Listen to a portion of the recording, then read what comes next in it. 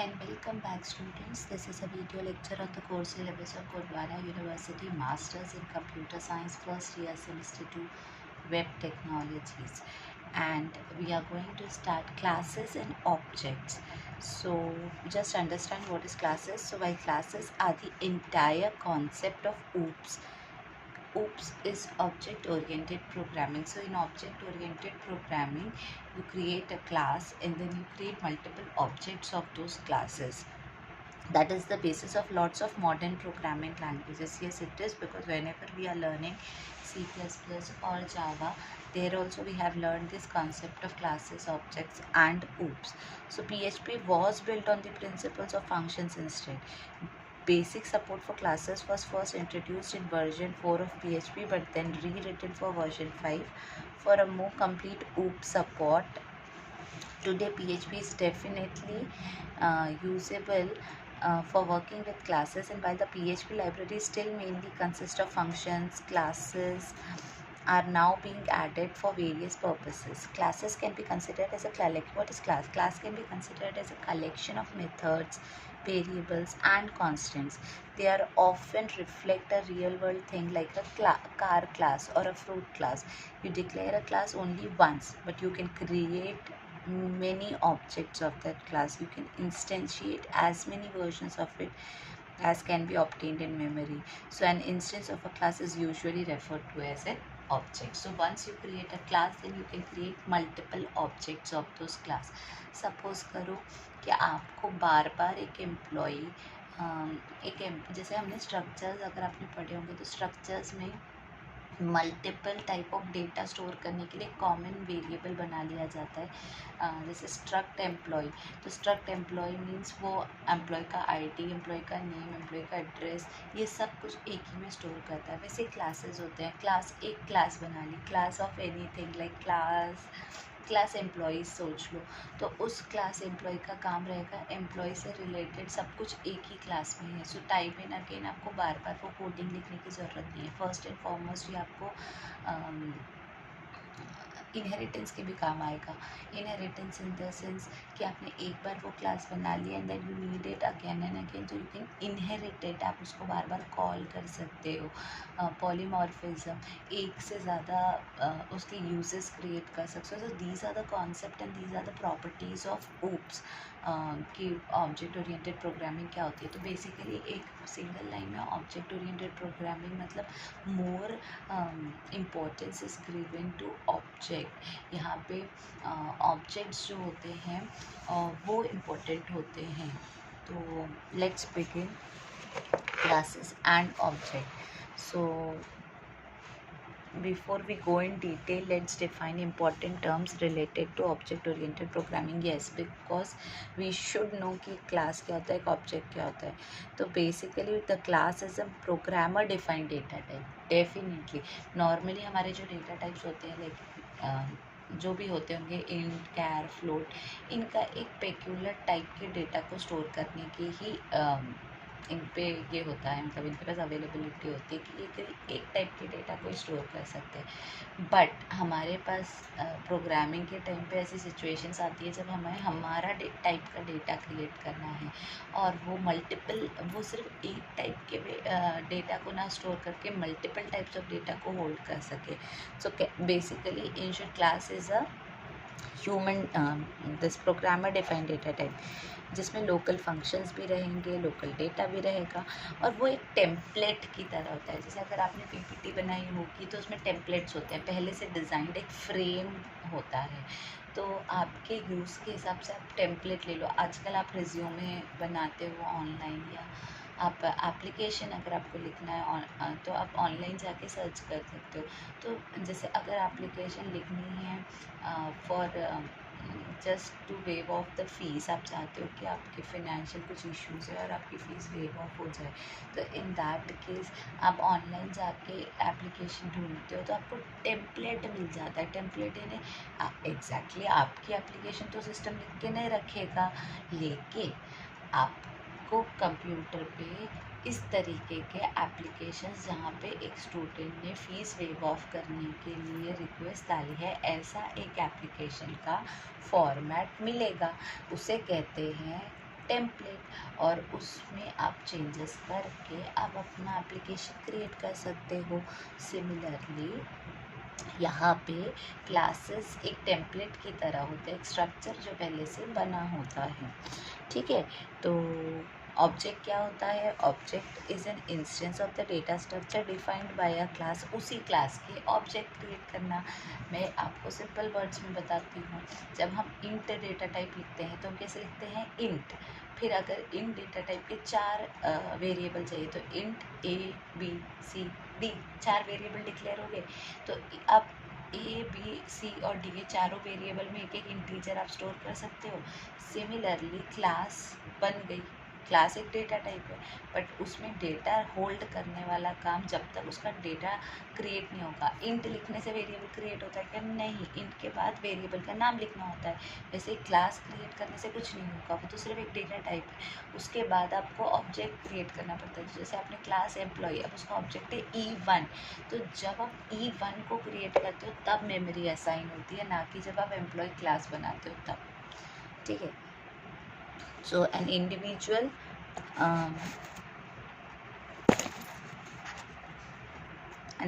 instance of the data structure defined by a class.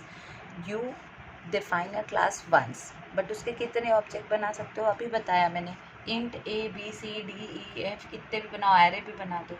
Similarly यहाँ पे होता है एम्प्लॉय क्लास बनने के बाद create as many objects you want to, no issue. अब मेंबर वेरिएबल क्या होता है? ये variables are defined inside the class. The data will be invisible to the outside of the class and can be access via member function.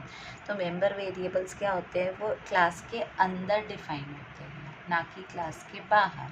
The data will be invisible to the outside world. Member variable है, class के variable है, बाहर उसका कोई लेन then नहीं रहने वाला है। They will be not accessible to the outside world. तो ये जो वेरिएबल्स होते हैं called attribute of the object. ये हमारे ऑब्जेक्ट के बेसिकली कैरेक्टरिस्टिक रहेंगे। जैसे इवन क्या है? एक एम्प्लॉय क्लास का एक ऑब्जेक्ट है। अब एम्प्लॉय क्लास के वेरिएबल्स क्या होंगे? एम्प्लॉय की आईडी या एम्प्लॉय का कोड या एम्प्लॉय की एज। तो बेसिकली ये है तो कैरेक्टरिस्टिक एम्प्लॉय के ही ना। कैरेक्टरिस्टिक मीन्स एट्रीब्यूट्स, तो ये एट्रीब्यूट्स हो जाएंगे हमारे एम्प्लॉय के। Next, member function.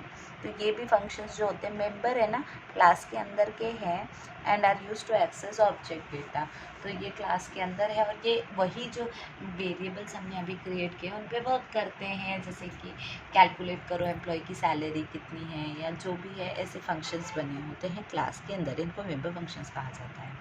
अब देखते हैं how to define a PHP class. The general form for defining a new class in PHP is as follows. तो एक तरीका होता है, एक स्ट्रक्चर होता है PHP की क्लास बनाने का, वो हमें देखना होगा। तो PHP class variable var1 variable var2 is equals to constant string. Function my function arg1 arg2, और फिर ये पूरे चीज़ें डिफाइन की गई है, ठीक है ना। फिर से देखेंगे PHP क्लास। तो var1 var2 is equals to constant string and function my function arg1 arg2। फिर से मैंने रीड किया, और जो डॉट डॉट डॉट है वो फिर पूरे उस क्लास के डेटाज है, ठीक है। डिफरेंट फंक्शंस बोलो या डिफरेंट वैल्यूज़ बोलो। अब हर एक लाइन जो इस पूरे टेम्पलेट में, इस पूरे सिंटेक्स में है, उसका मीनिंग समझेंगे। पहले बात तो PHP you know. Next line में है class PHP class, the special form class followed by the name of the class that you want to define. तो आपको क्लास PHP के बाद उस क्लास का नाम लिखना होता है। क्लास का नाम आप कुछ भी दे सकते हो, it is your choice. Next, a set of braces enclosing any number of variable declaration and function declaration. इसके बाद वेरिएबल्स थे, है ना।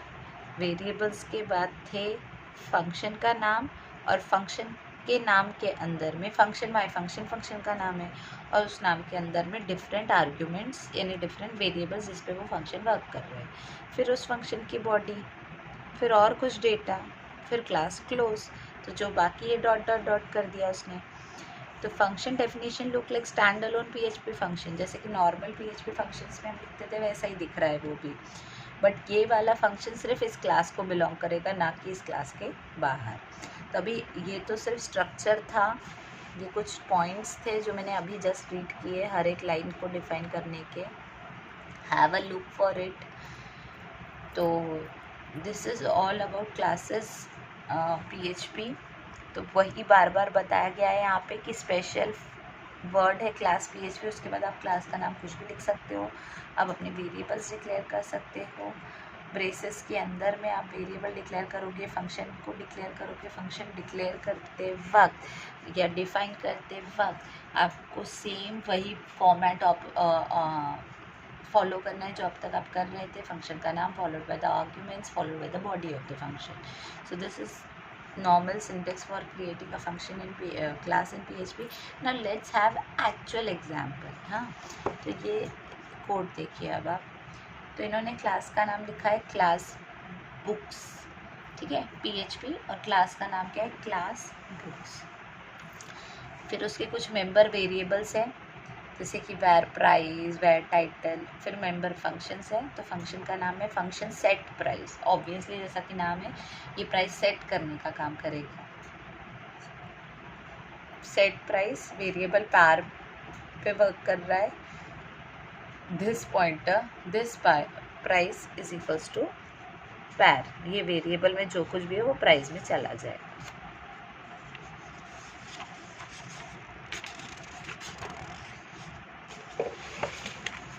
प्रोग्राम कंटिन्यूड, तो वो वाला फंक्शन ख़त्म हो गया। नेक्स्ट है function get price echo. This price ने प्राइस को सेट किया था, सॉरी सेट प्राइस ने प्राइस को सेट किया था। अब गेट प्राइस क्या करने जाएगा, एक्सेस करेगा प्राइस। कहाँ रखा है प्राइस, दिस प्राइस ने, तो दिस प्राइस को एको कर दिया। सेट टाइटल, टाइटल को सेट किया। गेट टाइटल, एको करके टाइटल को प्रिंट कर रहा है। नथिंग न्यू इन दिस, ठीक है। The variable this is a special variable and it refers to the same object. तो दिस पॉइंटर ये C++ में आपने पढ़ा होगा, ये करंट वेरिएबल या करंट ऑब्जेक्ट को डिफाइन करता है। अब बात करते हैं, अब हमने क्लास बनाई है। क्लास बनाने से कुछ नहीं होता, मेमोरी जब तक अलॉट नहीं होती जब तक क्लास के ऑब्जेक्ट्स क्रिएट नहीं होते। तो creating objects in PHP, once you define your class and you create as many objects as you like of that class type. एक बार अगर आपने क्लास बना ली है तो आप उसके जितने चाहे उतने ऑब्जेक्ट्स क्रिएट कर सकते हो। तो following is an example of how to create objects using new operator, ठीक है। तो देखते हैं कि how are we going to create an object. तो सपोज करो फिजिक्स, फिजिक्स एक वेरिएबल है is equals to new books. Maths एक वेरिएबल है is equals to new books. Chemistry एक वेरिएबल है is equals to new books. तो ये न्यू ऑपरेटर का यूज़ करके आपने ऑब्जेक्ट क्रिएट किया है, और you can create as many object of that class type. तो here we have created 3 objects and 3 objects are independent of each other, ठीक है। तो and they will have their existence separately. Next we will see how to access member function and process member variables. तो अब member functions और member variables की working check करेंगे। इसके बाद हम ये स्टेटमेंट आपको याद रखना है कि एक वेरिएबल है दैट इज़ ऑब्जेक्ट, क्योंकि उसको न्यू बुक्स किया ना अपने न्यू क्लास का नाम, तो ये क्या हुआ, उस क्लास का ऑब्जेक्ट।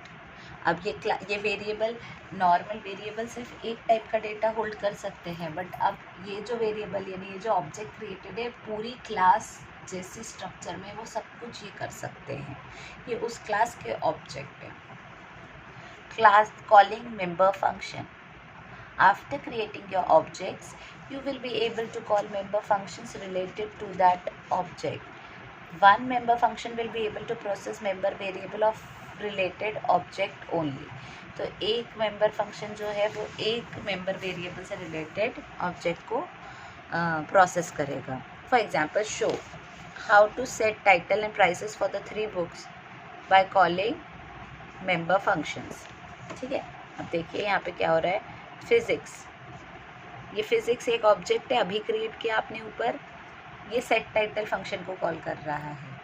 और सेट, अगर आपको उसका स्ट्रक्चर याद होगा, सेट टाइटल में पैर वेरिएबल था, फंक्शन सेट टाइटल पैर, तो जो कुछ भी आप इसमें पास करोगे वो इस वेरिएबल में स्टोर हो जाएगा, ठीक है। तो देखिए सेट टाइटल आपने फिजिक्स फॉर हाई स्कूल ये स्टेटमेंट पूरा पास किया है और वो जाके PAR वेरिएबल में जाएगा और according to the function body this title में चला जाएगा पैर और दिस टाइटल की वैल्यू हो जाएगी। अब सिमिलरली यहाँ पे सेट टाइटल केमिस्ट्री के लिए भी हुआ है, मैथ्स के लिए भी हुआ है, फिजिक्स सेट प्राइस किया, केमिस्ट्री सेट प्राइस, मैथ्स का सेट प्राइस। तो इस तरीके से आपने ऑब्जेक्ट्स के थ्रू वैल्यू असाइन की। अब मतलब जब तक ऑब्जेक्ट नहीं था तो वो तो सिर्फ एक स्ट्रक्चर था ना, एक्चुअल वैल्यूज़ असाइन करना या एक्चुअल वर्किंग करना ये तो शुरुआत हो रही है ऑब्जेक्ट क्रिएट करने के बाद, और हर ऑब्जेक्ट अपने तरीके से काम कर रहा है। फिजिक्स ने अपना काम किया, केमिस्ट्री, तो these objects are not interrelated, they are independent of each other. Now you can get answers, मतलब आप गेट वाले फंक्शंस को भी कॉल कर सकते हो जिससे आंसर डिस्प्ले होगा।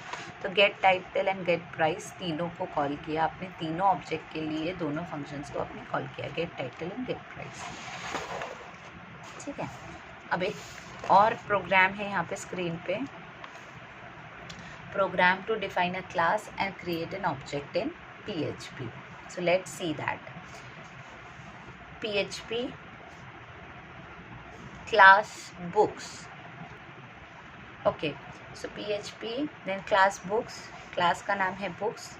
पहले वेरिएबल्स डिक्लेयर कर रहे हैं, मेंबर वेरिएबल्स, फिर मेंबर फंक्शंस डिक्लेयर किए हैं सेम जो अब तक था, फिर function set title, function get title, उसके बाद यहाँ तक जो प्रोग्राम है वो सेम था जो अभी आपने यहाँ पे किया। So it is same written again, no issue. हमको बात करनी है जहाँ से ऑब्जेक्ट क्रिएट हो रहे हैं। क्लास को ख़त्म कर दो। क्लास ख़त्म होने के बाद पहला ऑब्जेक्ट है फिजिक्स न्यू बुक्स। बुक्स क्या है? क्लास का नाम है, ठीक है। तो न्यू ऑपरेटर का यूज़ करके आपने पहला ऑब्जेक्ट क्रिएट किया physics. Maths is equals to new book second object and chemistry equals to new books third object. सारे ऑब्जेक्ट्स का यूज़ करके आपने पहले तो वैल्यूज़ असाइन करी और फिर गेट वाले सब को कॉल भी किया, class close PHP close. So this is a program which I suppose you people will definitely practice,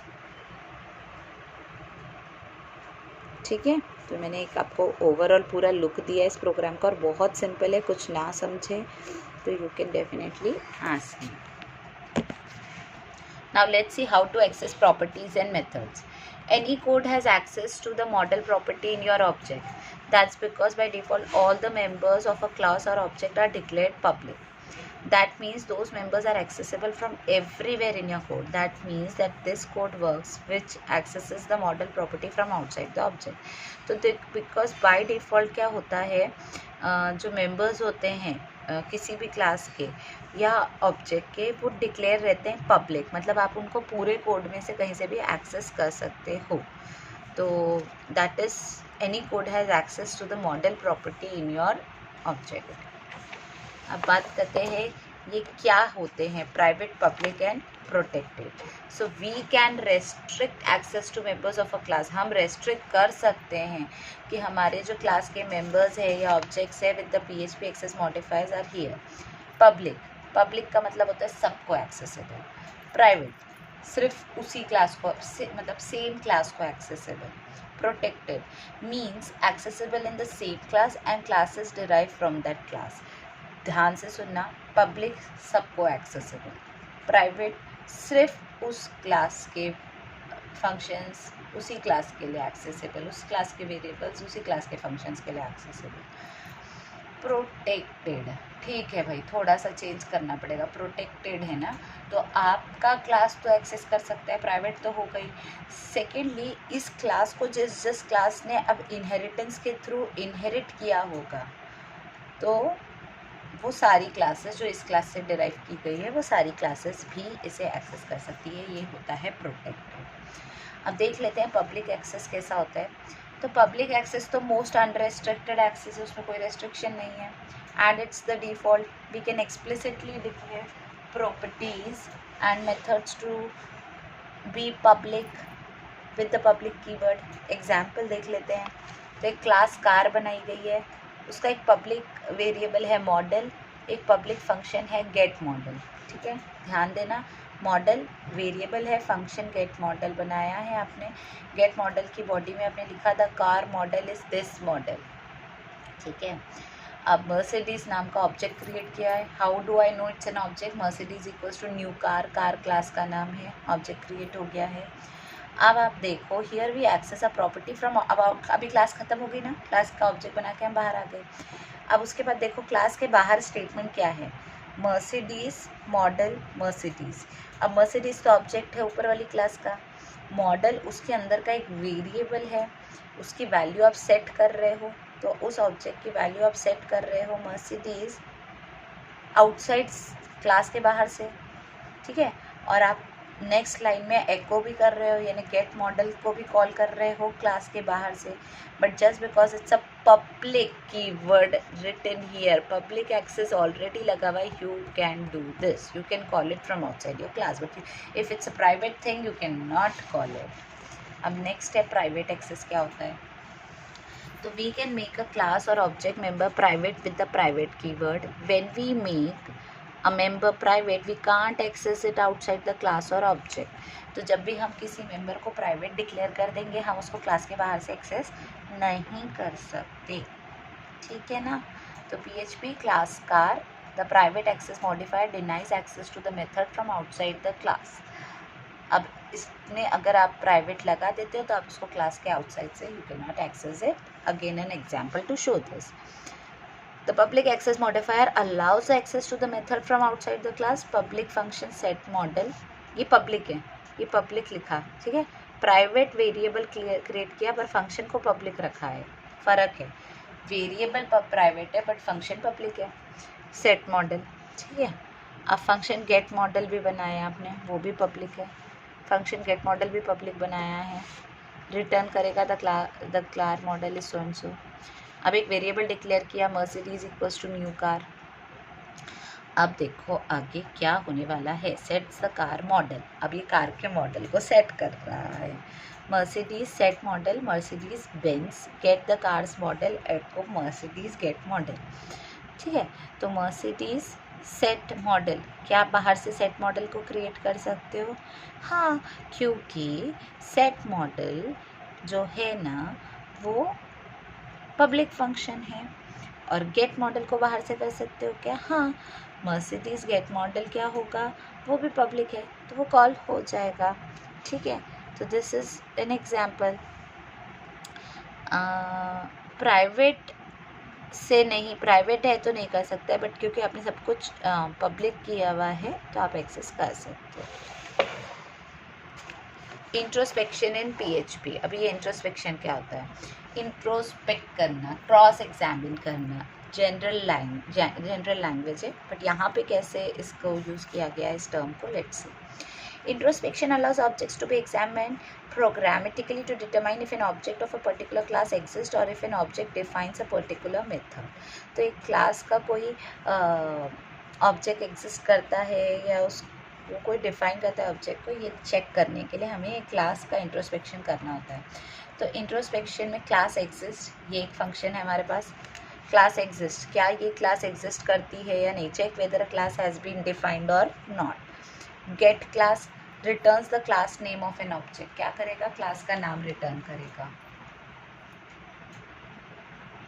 gate parent class, जब बहुत सारी क्लासेस होती है और उनको इनहेरिट करके उनकी चाइल्ड क्लासेस बनती जाती है तो पेरेंट क्लास कौन थी वो बताएगा get parent class function. Returns the class name of an objects parent class.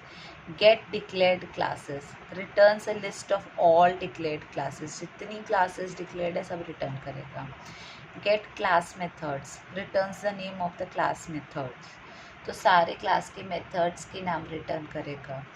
Gate class vars, returns the default properties of a class, सारे क्लास की डिफ़ॉल्ट प्रॉपर्टीज़ रिटर्न करेगा। Method exist, check whether an object defines a method, तो ये method exist करता है या नहीं करता है। वेरिएबल प्रॉपर्टीज़ मेथड्स सबको चेक करने के लिए, इंट्रोस्पेक्ट करने के लिए ये डिफरेंट फंक्शंस है, ये सारे फंक्शंस इंट्रोस्पेक्शन करते हैं PHP का। ठीक है, तो नेक्स्ट इज सीरियलाइजेशन।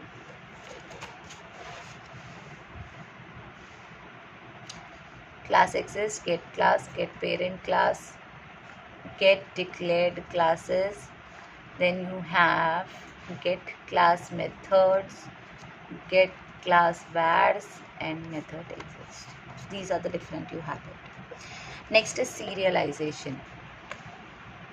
क्या करता है serialization? एक storable representation of a value converts a storable representation of a value. So the serialized method creates a storable representation of a value. A serialized data means a sequence of bits so that it can be stored in a file. तो serial format में, continuous sequence format में bits होते हैं जिनको file में store किया जा सके. सीरियल अ मेमोरी बफर और ट्रांसमिटेड अक्रॉस अ नेटवर्क. या तो स्टोर कर सकोगे या बफर में डाल सकोगे या नेटवर्क में डाल सकोगे. तो सिंटेक्स सिंपल है. सीरियलाइज वैल्यू यूज़ ऐसा है कि आपका PHP कोड होता है ना, उसमें आप सीरियलाइज डेटा ऐसा लिख के एक वेरिएबल, नॉर्मल वेरिएबल क्रिएट किया है, नाम आपने रखा है, आप कुछ और नाम भी ले सकते हो, is equal to serialize method followed by array math language science. तो ये जो डेटा है ना एरे के फॉर्मेट में, मैथ लैंग्वेज एंड साइंस, इसको वो सीरियलाइज करेगा और सीरियलाइज डेटा के अंदर स्टोर कर देगा और एको करेगा सीरियलाइज डेटा को. ठीक है, तो इसका आउटपुट आप चेक कर सकते हो. While you are executing your programs you might have installed PHP by now. And this is it. In the next video we will cover some other topics under this section, classes and objects. Thank you so much.